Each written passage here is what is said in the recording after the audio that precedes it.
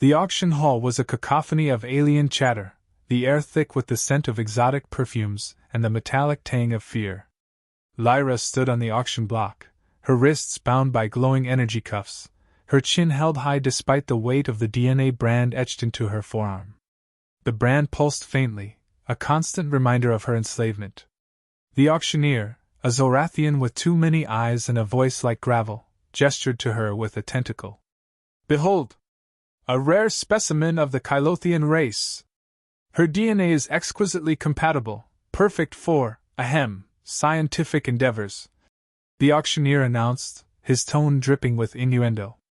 The crowd chuckled, a mix of leering and curiosity. Lyra rolled her eyes.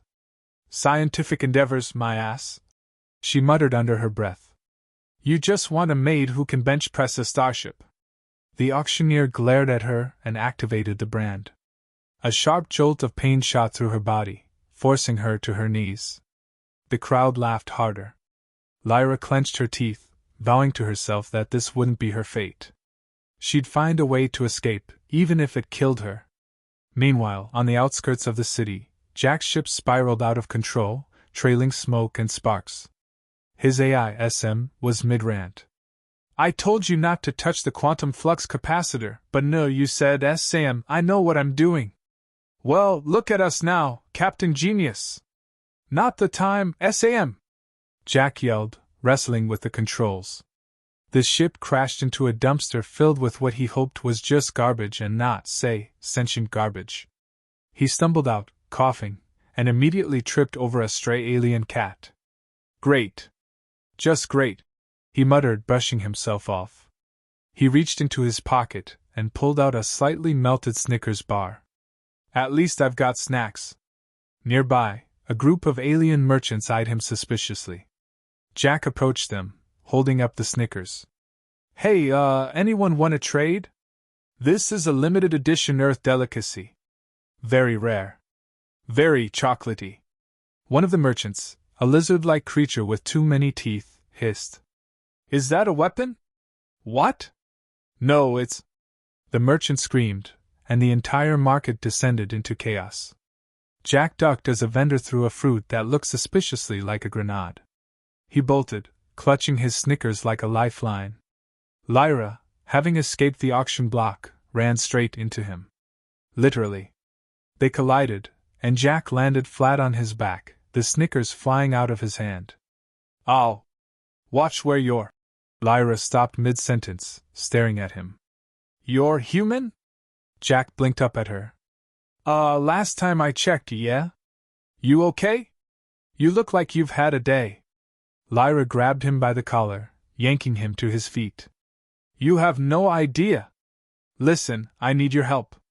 My DNA brand, only a human can deactivate it." Jack raised an eyebrow. "So you're saying we're genetically compatible?" Lyra groaned. "Ugh, not you too. Look, this isn't a joke. If the Zorathians catch us, we're both dead." As if on cue, a squad of Zorathian enforcers rounded the corner, their weapons glowing ominously. Jack glanced at Lyra, then at the Snickers bar lying in the dirt. "All right, let's do this. But if we survive, you owe me a new Snickers." They took off running, the enforcers hot on their heels. Lyra led Jack through a maze of alleys, her movements precise and calculated. Jack, on the other hand, tripped over every possible obstacle, from stray cats to alien children's toys. "Are all humans this clumsy?" Lyra snapped as she yanked him out of the path of a speeding hoverbike. "Only the charming ones," Jack replied, grinning despite the chaos. They ducked into a hidden doorway, the enforcers passing by without noticing. Lyra turned to Jack, her expression serious. "Listen, human. Jack. Whatever. If we're going to do this, you need to understand something. The process to deactivate my brand isn't exactly straightforward." Jack smirked. "Let me guess. There's dancing involved?" Lyra stared at him. "How did you—" "Lucky guess." She sighed. "This is going to be a long day." Outside, the enforcers doubled back, their scanners beeping furiously. Lyra grabbed Jack's hand. "We need to move. Now." As they slipped out the back door, Jack couldn't help but notice the way her hand felt in his. Warm. Strong. A little sweaty, but hey, they were running for their lives. Hey, Lyra? What? If we survive this, you think you could teach me that dance? Lyra groaned. Humans. You're all the same. But for the first time in a long time, she smiled. Lyra dragged Jack into a dimly lit underground lab, the air thick with the smell of ozone and something that suspiciously resembled burnt popcorn. The walls were lined with blinking consoles and bubbling beakers, and in the center of it all stood Dr. Xylox, a disheveled alien scientist with 3 arms and a pair of goggles that looked like they'd been salvaged from a shipwreck. Ah, Lyra! You're alive! And you brought a human? Dr. Xylox adjusted his goggles, peering at Jack like he was a particularly interesting lab specimen. Yeah, hi. Jack. Nice to meet you, Jack said, waving awkwardly. So, what's the plan? You gonna zap her with some science thingy and call it a day? Dr. Xylox chuckled, a sound like grinding gears. Oh, no. Deactivating a DNA brand is a delicate process. It requires perfect synchronization between the subject and the human. Jack raised an eyebrow. Synchronization, huh? Like dancing? Lyra groaned. Why does everyone keep saying that? Dr. Xylox ignored her, pulling up a holographic display. The first step is a compatibility test. You must prove your harmony through a traditional Zorathian dance. Jack blinked. You're kidding. I never kid about science, Dr. Xylox said, pressing a button. The lab lights dimmed, and a holographic AI materialized in the center of the room. It looked like a disco ball with a face. Welcome to the Synchronization Assessment Module, the AI said in a voice that was far too cheerful for the situation. Please assume your positions. Lyra sighed and stepped onto the designated platform. Jack followed, glancing around nervously. Okay, so do I just wing it? The AI's face flickered. Your rhythm will be judged on a scale of 1 to 10. Failure to achieve a score of 7 or higher will result in termination. Wait, termination? Jack yelped. Of the test, Dr. Xylox clarified. Probably. The music started, a bizarre mix of alien techno and what sounded like a kazoo solo. Lyra moved with effortless grace, her movements fluid and precise. Jack, on the other hand, looked like he was trying to swat a swarm of invisible bees. The AI's voice cut through the music. Human subject, rhythm score 2. Comment, your dancing is as broken as the Zorathian economy. Hey! Jack protested, still flailing. I'm doing my best here. Lyra grabbed his hands, forcing him to follow her lead. Just copy me, human. It's not that hard. Easy for you to say, Jack muttered, stumbling over his own feet. You've got, like, extra joints or something. By some miracle, they managed to scrape together a score of 7. The AI disappeared, and the lights returned to normal. Jack collapsed onto a nearby stool, panting. Next time, warn me if there's gonna be dancing, he said, wiping sweat from his brow. Next time? Lyra raised an eyebrow. You think there's going to be a next time? Dr. Xylox clapped his hands. Excellent! Now, on to the second step, the biological synchronization. Jack perked up. That sounds scientific. It involves a spa treatment, Dr. Xylox said, leading them to a large tank filled with glowing, gelatinous goo. Jack stared at the tank. You're kidding. I never kid about science, Dr. Xylox repeated, handing them both robes. Lyra stripped down without hesitation, leaving Jack momentarily speechless. He quickly averted his eyes, focusing on the goo, which was now bubbling ominously. So, what's the goo for? Jack asked, trying to sound casual. It analyzes your biological signals and ensures compatibility, Dr. Xylox explained. Jack stepped into the tank, the goo clinging to his skin like warm pudding. It wasn't entirely unpleasant, but then the goo started talking. Oh my, it said in a sultry voice. Your biological signals are quite intense. Jack froze. Did it just? Ignore it, Lyra said, sinking into the goo beside him. The goo continued its commentary. Such strong chemistry. Are you two bonding? We're not bonding, Jack and Lyra said in unison. The goo chuckled. Denial is the first stage of synchronization, Jack groaned. This is the weirdest spa day ever. After what felt like an eternity, the goo declared them sufficiently synchronized and released them. Jack stumbled out of the tank, covered in a faint glow that made him look like a glow stick. Step 3, Dr. Xylox announced, is the emotional synchronization. Jack groaned. Of course it is. They were led to a small chamber filled with soft lighting and what looked like alien wine. Dr. Xylox handed them each a glass. This elixir will lower your inhibitions and allow your emotions to flow freely, he explained. Jack took a cautious sip. The wine tasted like blueberries and regret. This isn't bad, he admitted. Lyra downed hers in one gulp. Let's just get this over with. The wine hit them both quickly. Jack found himself rambling about his childhood, his failed relationships, and his inexplicable love for 80s synth music. Lyra, for her part, admitted that she found Jack's clumsiness kind of endearing. You're not so bad yourself, Jack said, grinning. For an alien. Lyra rolled her eyes, but there was a hint of a smile on her lips. Before they could say more, Dr. Xylox burst into the chamber. We have a problem. The Zorathians are here, Jack groaned. Of course they are. Lyra grabbed his hand. Come on, human. Time to see if all that synchronization was worth it. As they ran out of the lab, Jack couldn't help but notice that her hand felt warmer than before. Or maybe it was just the wine. The Zorathian enforcers were closing in, their heavy boots echoing through the narrow alleyways. Jack and Lyra sprinted through the labyrinthine streets, dodging vendors, stray animals, and the occasional hoverbike. Jack's lungs burned, and his legs felt like jelly, but he kept up, driven by sheer adrenaline and the occasional yank from Lyra when he lagged behind. Where are we even going? Jack gasped, skidding around a corner.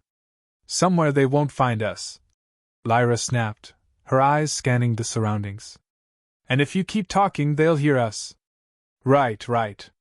Silent running. Got it. They ducked into a shadowy alcove, pressing themselves against the wall as a squad of enforcers marched past. Jack held his breath, acutely aware of how close Lyra was standing. Her brand pulsed faintly, casting a soft glow on her face. So, Jack whispered, what's the plan after this? More dancing? Spa treatments? Maybe a nice dinner? Lyra shot him a glare. The plan is to not die. Focus. Once the enforcers were out of sight, they slipped out of the alcove and continued their escape. Lyra led them to a hidden hatch in the ground, which opened to reveal a network of tunnels. Down here, she said, climbing in without hesitation. Jack hesitated, peering into the darkness. Is this the part where I get eaten by a giant alien worm? Only if you're lucky, Lyra replied, her voice echoing from below. Jack sighed and followed her down. The tunnels were damp and smelled faintly of mildew, but they were blessedly free of Zorathians. Lyra moved with purpose, her steps sure and confident. Jack, on the other hand, tripped over every uneven surface and managed to stub his toe on a rock. How are you so bad at this? Lyra asked, exasperated. I'm a human, not a ninja, Jack shot back, rubbing his toe. Besides, I'm doing my best here. They eventually emerged into a larger chamber, where a group of rebels was gathered around a flickering holographic map. The rebels were a motley crew of aliens, each more bizarre than the last.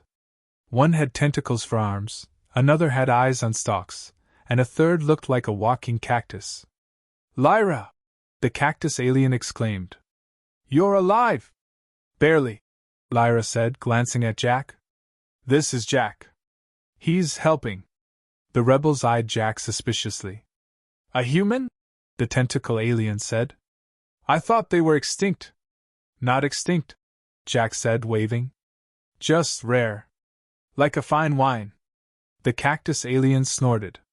More like a cheap beer. Lyra ignored the banter and turned to the holographic map. We need to hit the Zorathians where it hurts. Their flagship is docked at the spaceport. If we can disable it, we can buy ourselves some time. And how do you propose we do that? The tentacle alien asked. Lyra smirked.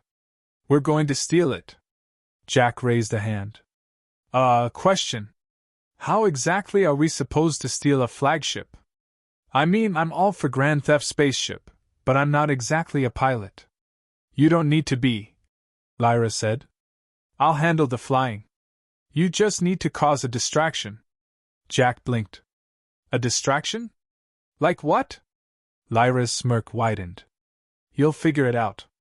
The spaceport was a hive of activity, with Zorathian soldiers patrolling every corner.